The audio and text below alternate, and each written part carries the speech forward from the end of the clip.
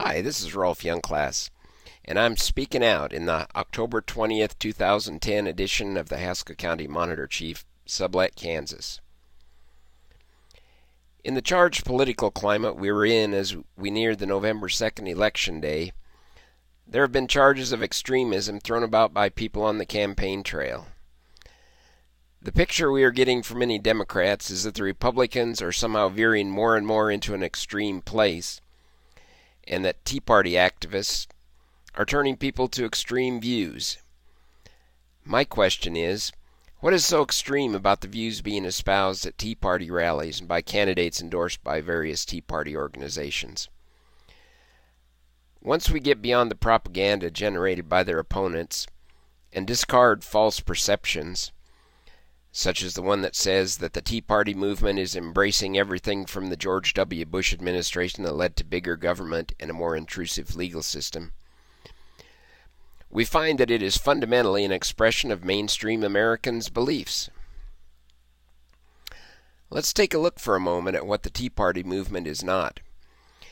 It is not the creation of an ideologue or a political activist who is trying to get people to follow their beliefs, nor is it a creation of one or several wealthy individuals who have a lot of money to promote a cause.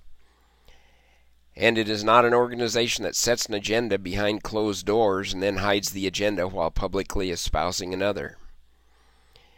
It is none of those things because it is a loosely structured organization representing the views of Americans who are fed up with the extremism of overbearing government in our lives.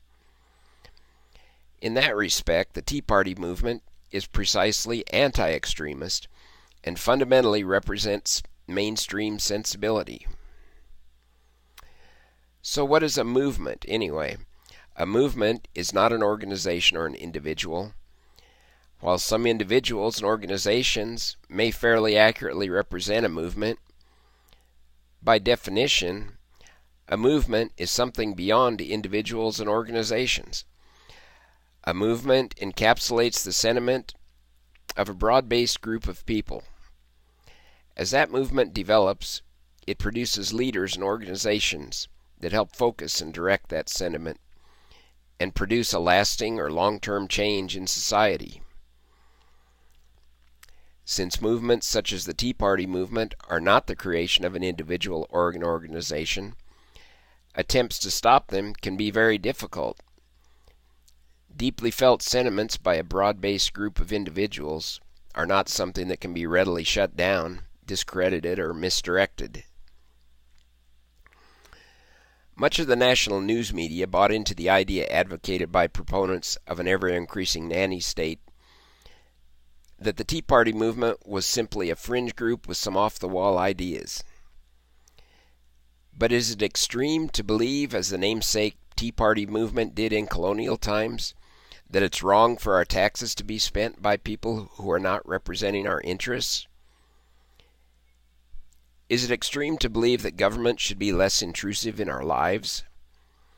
Is it extreme to believe that government should not spend taxpayers' money on programs designed by people desiring to impose their hidden agenda on us? I tell you that it is not extreme, and those beliefs are representative of many Americans and have been since before this nation was founded. And to those of us that adhere to those beliefs, it is important as the general election nears that we continue to be involved or begin to get involved in the process of having candidates who represent those views elected to office.